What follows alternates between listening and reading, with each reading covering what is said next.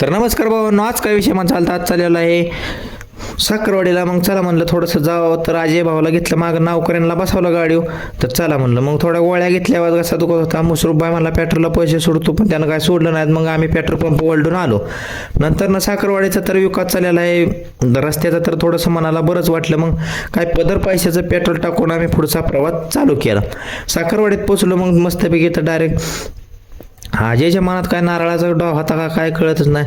ही रोपवाटिका जय भवानी रोपवाटिका, नक्कीच ह्यांच्याकडं व्हिजिट करा.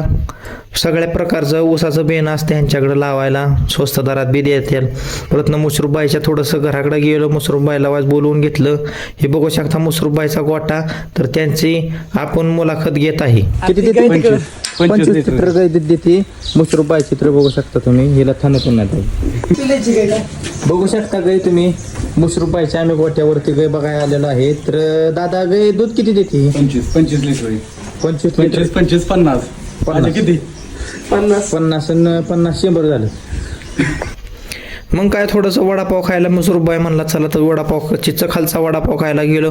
मग काय आलो गावात, थोडासा नानाचा पण व्हिडिओ काढला. मग चला म्हणला आता घराकडे जावं.